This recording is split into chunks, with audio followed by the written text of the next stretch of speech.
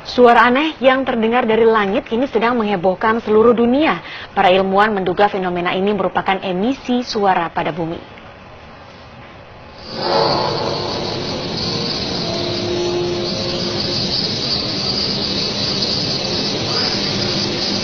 Seluruh dunia kini sedang dihebohkan dengan suara trompet aneh, di mana suara trompet itu begitu menyeramkan dan membuat bulu kuduk yang mendengarnya merinding.